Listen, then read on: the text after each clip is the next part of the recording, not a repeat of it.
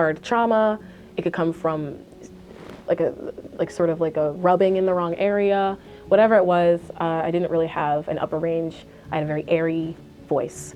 And this doctor, I was like, okay, so like, what do we do about it? He's like, well, unless you let me operate, you'll have this for the rest of your life.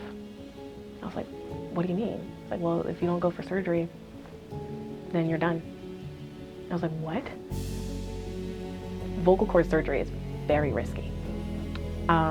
And I was devastated when he told me that, because he's like the world expert, right? If he's the one that sees the Berkeley people, he's like the person to go to on this. And he just told me that if I don't get a vocal cord surgery that would change my voice for the rest of my life, no matter what it does, then I'm done. As a product of individuals offering something, not as a product of, oh, we all came to this conclusion because we're spiritually one with each other. That spirit of like supernatural like connection and universalism is very strong at Wesleyan and a lot of these universities. And so when I came up against it, it was hell to pay. All right, so hold on real quick.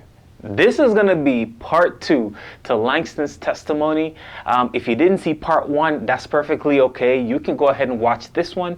But as soon as you're done with this one, go and check out part 1. The stories are not continuous. These are totally 2 different testimonies. And so you don't have to watch them in order or anything like that. All right. So before we even continue, hit that like button, hit that subscribe button if you haven't already. All right. And definitely leave a comment. Look, God is doing things in this earth and for his people. Even when sometimes we don't feel like we deserve it, he is still merciful and he is still kind, and to the point where he will extend his hand and just pluck us out of some crazy situations. And you're going to see that in this testimony. All right. Thanks again for joining us. Enjoy it. Next topic. Yeah. Today's discussion. Yeah. So, the next topic is that I want to talk about, it's a lot lighter. It's a lot lighter. But it actually really was a big deal for me as well. And this is the testimony of what God chose to do with my voice. So I am a singer. I was always a singer when I was young. I was like one of those kids with a semi-raspy voice when I was little.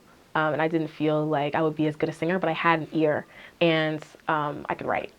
I wrote my first song probably when I was like 7 with my dad. And so I just loved music. I loved to sing all the time. I liked musicals. I liked to be in the musicals in middle school. And then in high school, I was in the musical, but I was also in the jazz group. And my teacher, I guess he was watching me. I didn't feel like anyone had really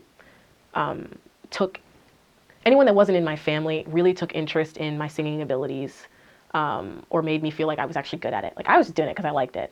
And then I was in my jazz group my freshman year of high school, and my teacher just came up to me and he was like, you know, you're good at this, right? And I was like, really? You know, I was like, I thought it was like pretty simple. He's like, you're really good at this and you should go deeper into it. I am so glad that the Lord sent someone to do that. It made me feel special, but it also like, I probably would not have pieced it together on my own. So I was singing. I joined my vocal jazz group. I was still singing musical theater. I was an alto. I was competing nationally. I was a scat singer, so I won 3rd place at Berkeley's national competition for a vocal improvisation solo that I did. Our group won 2nd place for their national competition. So I was like singing, right, all throughout high school. I wanted to go to college. My family, we are all, well, I don't want to say we are all, but my family growing up is very scientific, right? My dad, public health, PhD in biology, and he does environmental health and safety. My mom is a computer science person, and she's a professor. My brother was molecular biology, and then my other brother was physics. So I'm the youngest by a lot. And so all of this, I was cultured around science, math and science very heavily. then comes this music thing, which is really interesting, especially being the only girl. I had the idea that I was going to go to school for biology. I felt like, all right, that's how you get a job. Like, that's how you are successful. That's how my parents know how to help me with my career and stuff. So I was like, okay, I'll go to school for bio. That's what I'll do.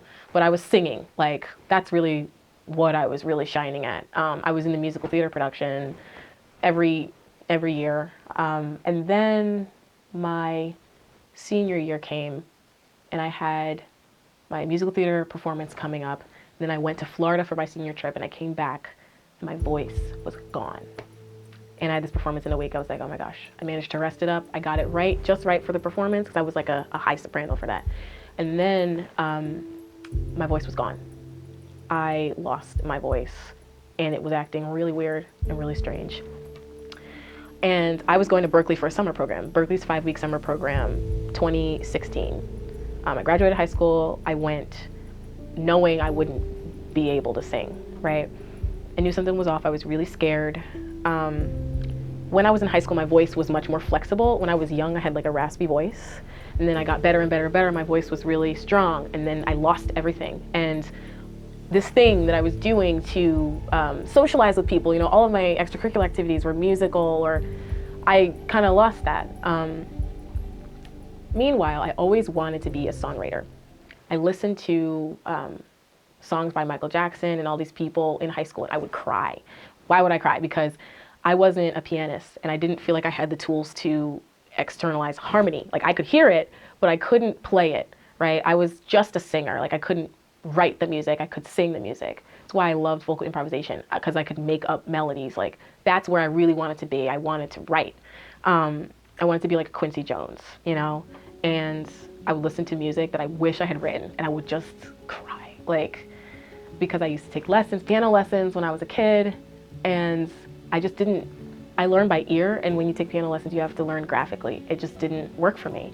So I lost interest, and my family had always been like, well, if you just applied yourself more with piano, you'd be able to write. Like, my dad would give me sheet music, he'd be like, play that, and then you'll be able to write. And I'm like, I'm not good at learning this way. I don't know how else to explain that. Like, they don't want you to listen. So I always felt like I came up short there. I'm like, God, like, I want to be a writer so bad. I want to be a songwriter. I want to be a composer. I want to score video games. I want to score a musical. I want to write a musical. Like, I wanted to write a musical so badly. And all I could do was sing. And then I couldn't even sing anymore. And I went to this camp. It's 5 weeks long with amazing musicians. And I was an award-winning vocalist, and I couldn't sing. I could barely speak. It was kind of like,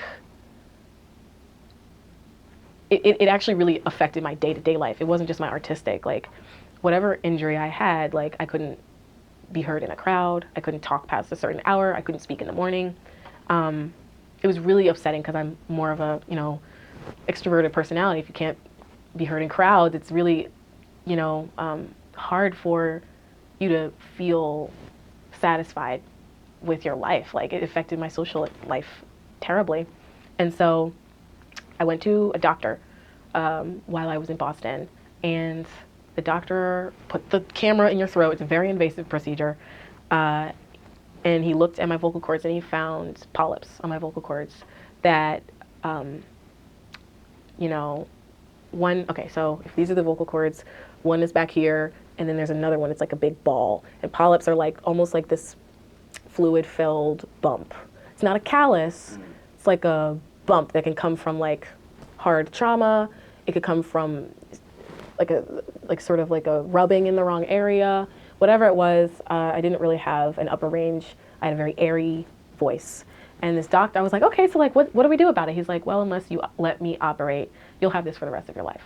I was like, what do you mean? It's like, well, if you don't go for surgery, then you're done.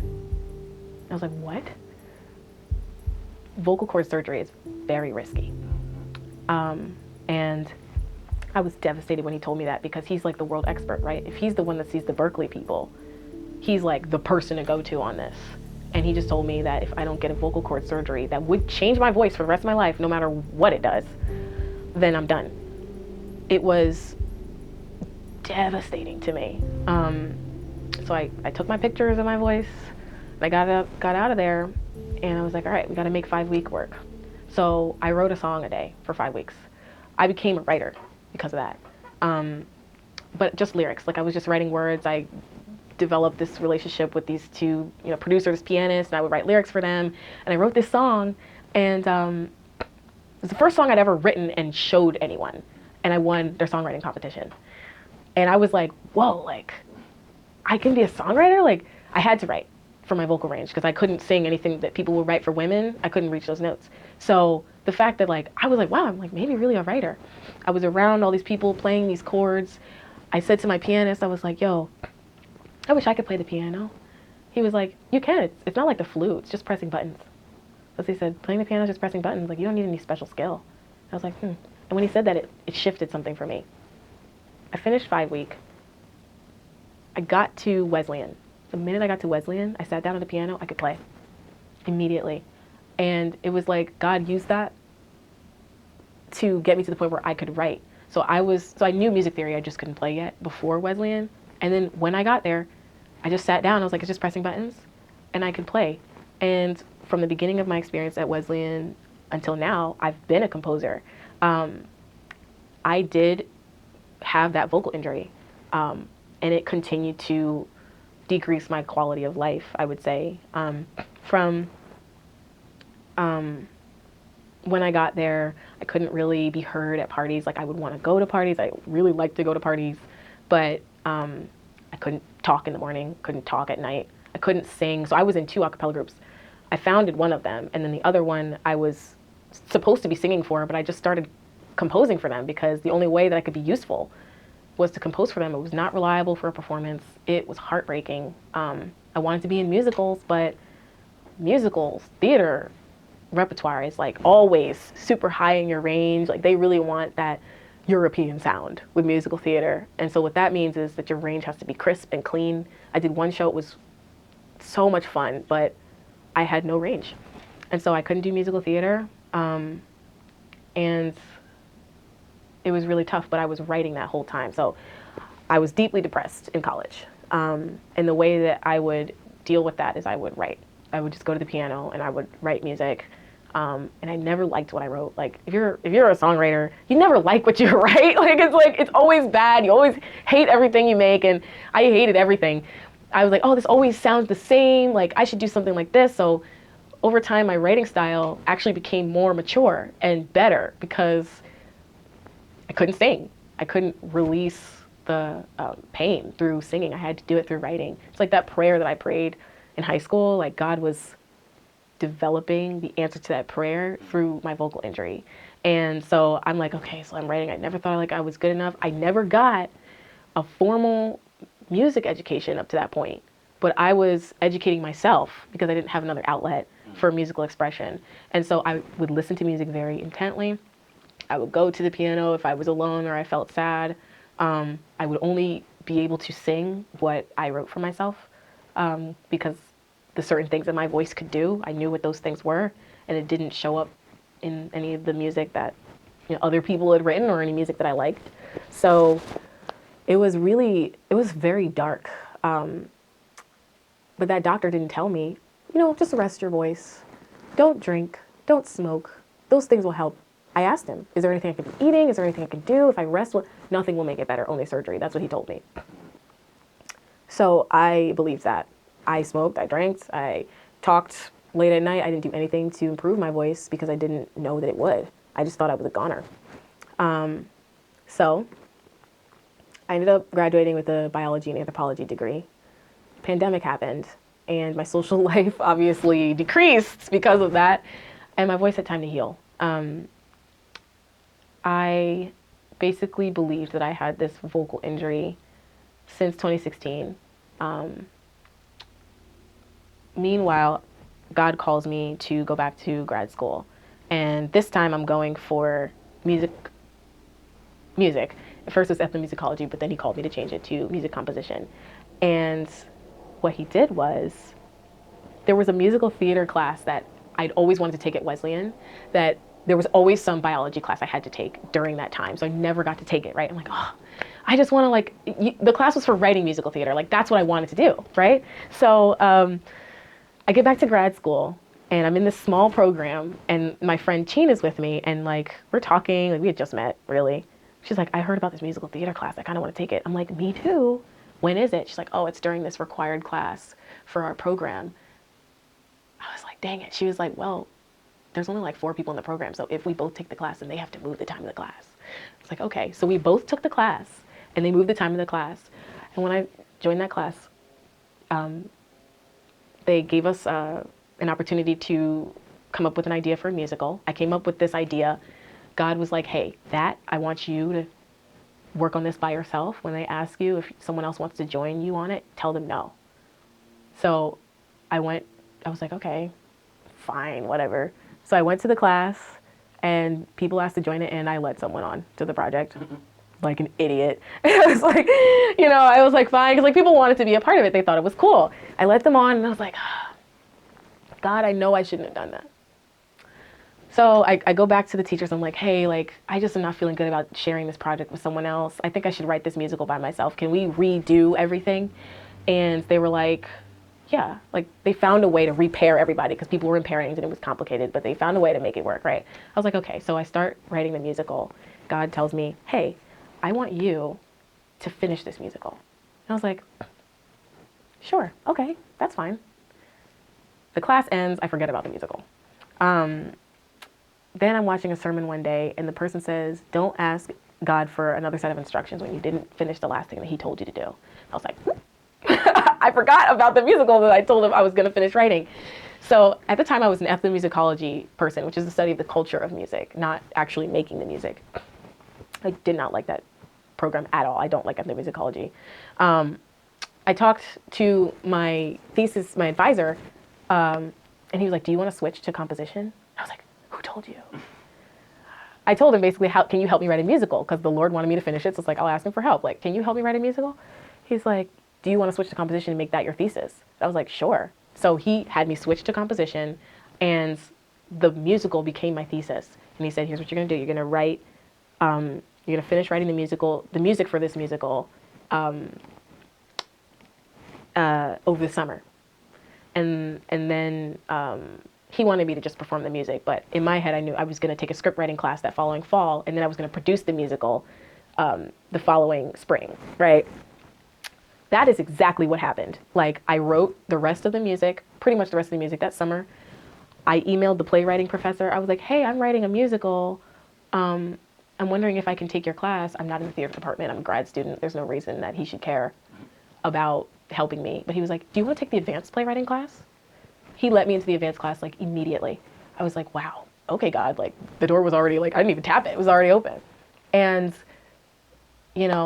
he made a way for me to finish that musical October 2022. Then the production, I started pitching my musical to people. No one knew who I was. It was a brand new musical. Why would anyone want to be involved with it? But I started going and talking to individuals, and like I developed a production team. And then for the time and space in the theater, there's one theater that's like actually good that everybody wants. There are like 4 spots and like something like 7 musicals competing for 4 spots in this theater.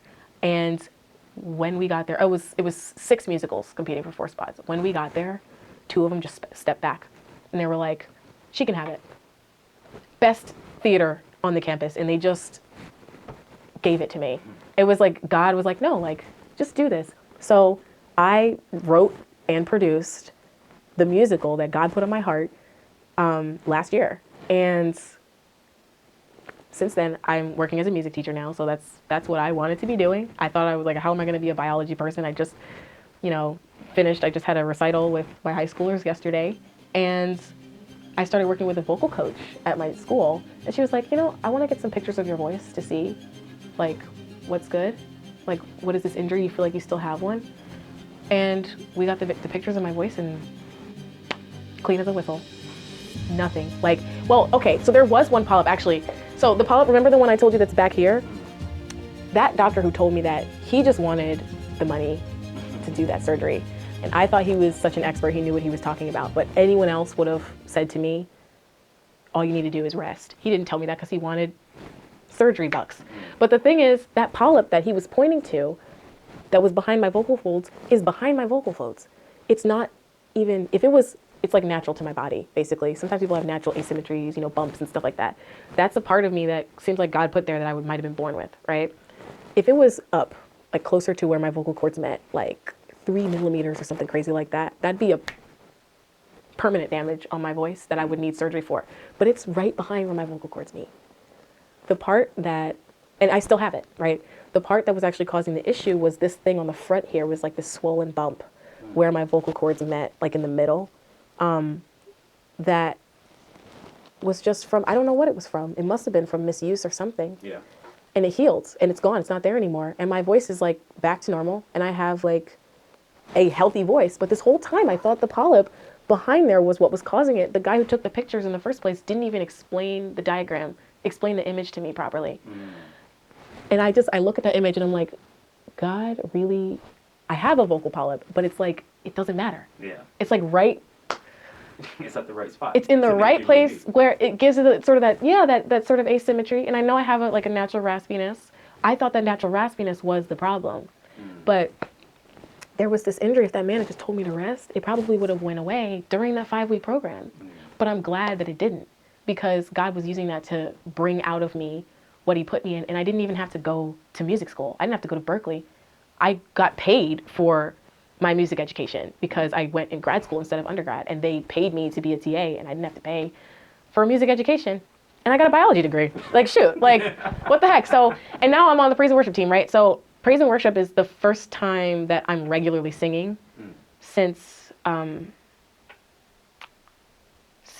cappella, but really since ever, because I couldn't do regular singing with my a cappella group. I often had to sit out. So this praise and worship team is like my exercising of like my faith in God, that like I will be able to sing and I won't like lose my voice. Because before it was like, if I talk for too long, I'm not gonna be able to talk the next day. I'm still kind of getting used to it, but like I'm working with a vocal coach now, and she's teaching me, you know, she doesn't even have to be too heavy-handed with me because my voice is healthy. Like, God really actually just took it away. And it might not seem like a big deal, but I'm obviously a more talkative personality. So it really It helps to have a voice. yeah, it weighed on me so heavily. I really think that it caused depression. Like it caused a depression for me not being able to sing, because if you looked at me when I was young, I was always singing. I think that it's therapeutic for me. So not being able to sing in the kitchen or just casually, like that invited a real spirit of heaviness into my life that wore on me and weighed on me increasingly. I kind of picture like a bottle of soda, you know what I mean? Or, you know what those people put the Mentos or whatever inside. Yeah. And so being like held up and held, and it's a frustrating experience, you know. So Yeah. yeah, well, continue. Go ahead. Yeah, no, and even my composition skills, like if you're a composer or a writer, like, you know how frustrating it is to hear a song that you wish you would have written, but obviously it's already written, but you just wish you were that good. You know what I mean? That is such a strange feeling, because it's like creativity is so fluid, and like, how do you develop that skill of creativity? Like, if you're an amateur creator, you don't understand that creativity is a muscle that you can build and you can grow. Like, when you're young, you just think that it's like everything is, you know, divinely inspired and God just gives it to some people and then he doesn't give it to others.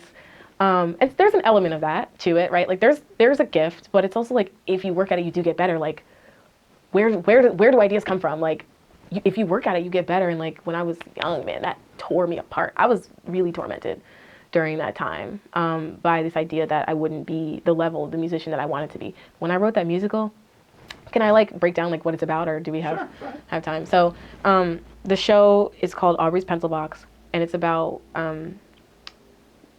it's a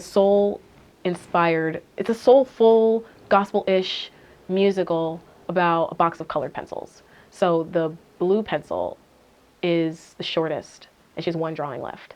And the show is about her grappling with the end of her life. She's waiting. This whole show is in anticipation of her last drawing, when she won't be there anymore. And the rest of the pencils have different feelings about it, because on one hand, she's going to die soon and that's sad. On the other hand, it means that she had the richest life. The favorite color has been in the most drawings. And so in this world, their memories are composed of the drawings they've been used to create. So if you're a red pencil and you've been used to make an apple, you remember being an apple.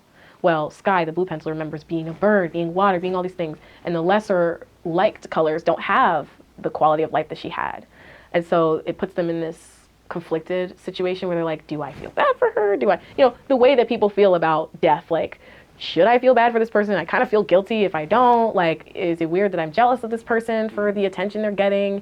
But also, like, what is grief in a world where no one's grieved before, where no one's lost anyone, no one knows what death is. So death is a new concept for these pencils, and they're navigating it while she's thinking about what is this great beyond. And I feel like God just like gave me the idea, and I was like, okay, cool. And I just was like, whatever, like I'll forget about it. But then he really challenged me to develop it deeper. It's funny because it's also an exploration of race. So in this world I created, there's the neutral colors who kind of represent a marginalized community, and then the brilliant colors who represent like a dominant community, because Aubrey, who's the artist, prefers bright colors. And so these neutrals feel overlooked, and they have discussions that sound like discussions within the Black community. And so the love interest is between the blue pencil and the white pencil, who's never used for anything. Like, why would anyone use a white colored pencil? He's, the tallest, if you will, and he's sort of this dorky character that he's like the loser that he kind of has this crush on her, and he actually he moves the show forward because he to comfort her tells her that there's an afterlife for them. And so then there's this kind of like, oh, what is an afterlife for an inanimate object, And in my vision, these pencils have body and they have soul, but they don't have spirit because they don't have a connection with God because they're not human. And so it's like, you watch it and you're like, I'm glad I have a spirit because I don't have to worry about all of this. What happens to me when I die? But he tells her that there's a heaven, and then things ensue. So this is before I met JP. I was writing this story about this interracial relationship and what that, the complexities of that and the conversations that brings forward, and the personality profile of this white pencil is really similar to JP if you talk to him. I actually thought the same thing. Yeah. I'm like, huh. Yeah, he's like kind of, to-be husband. Okay. Yeah, he's kind of this dorky, very sweet, tall, bless his heart, So, and they have this relationship. I wrote this show before we even met. I wrote this concept a year before we met. And like a year and a half before we started dating, this idea really appealed to me. And this crossing over of like trying to understand different perspectives. Like, this was something that I was like, yeah, I guess this is my ideal love story. And the music was incredible. Like the actors did a great job. It's a huge show. It's like an 11-person cast. I had 7 musicians. I had to arrange the music while we were rehearsing the music, which was really interesting. So God laid out the scheduling in a way that was crazy. JP helped me with the production and like kept me alive because I was losing my mind. My department wanted me to write this thesis in addition to the musical. So I wrote a thesis, but I wrote it about why I disagreed with the university's perspective on music. And they didn't like that. They were like, they were really trying not to give me my degree. But it worked out, praise God. I got my degree anyway. Oh, they tried. They tried to take it away from me. Oh, so you don't mind wrestling feathers, I guess. Oh, no. No, I mean. Let's hurt them a little bit. Well, that institution, if you think about music, so like the way that people study music at universities, ethnomusicology is the study of the culture of music. So there's this idea of when cultures come together, they're spiritually connected.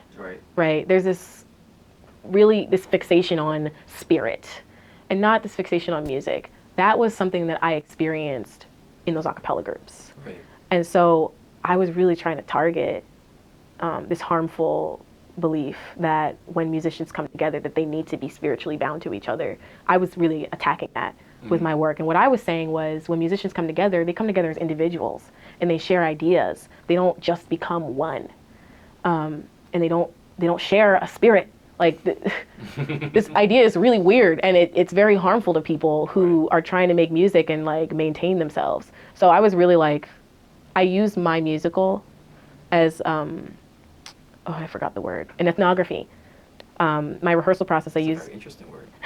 in ethnography. Should I like? Yeah, tell me what that is. Yeah. I've never heard that before. An ethnography is when it's like a Biography of ethnicity.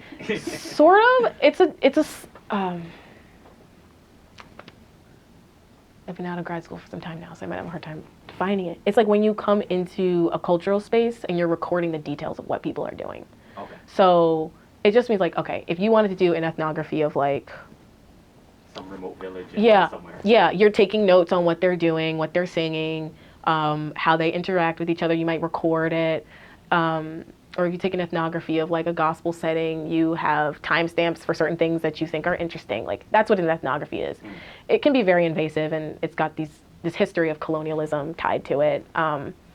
So I'm not the hugest fan of the way that it's been done historically. It's been dehumanizing to different cultures, and it kind of creates this exoticization of like different people. Instead of being like, oh, those are people doing their thing, it's like almost like studying them like animals. You know what I mean? And so not a huge fan of the field of anthropology or of ethnomusicology for that reason, especially since I think it sucks the fun out of the music. Like the point of music is not that it would be culturally preserved. It's supposed to be enjoyed. Yeah. And it changes too. Yeah, it changes, and it doesn't have to be like, oh, like let's study it. Like if you're studying it and you're studying the people doing it, you're missing the point of it. And that's, I worded that much more nicely in my thesis, but so I did an ethnography in my rehearsal space to basically say like, no, like everybody's different. Here's how these people's contributions shape the musical, and I'm going to show you this musical as a product of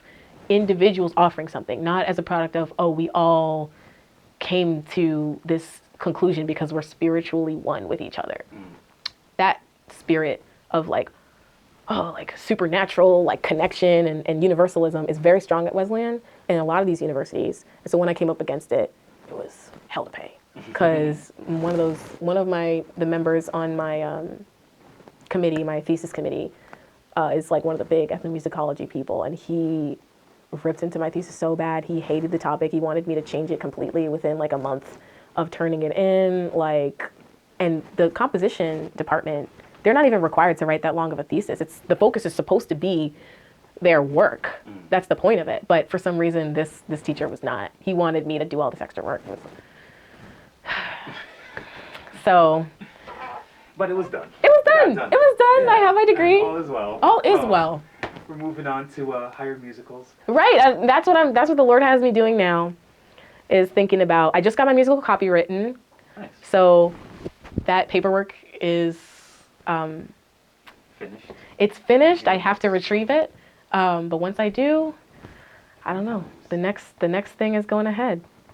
All right, so that was part 2 of Langston's testimony. Again, thank you so much for joining us. Go ahead and like and subscribe, please, so that you can stay on top of what we are doing here at Church on the Rock.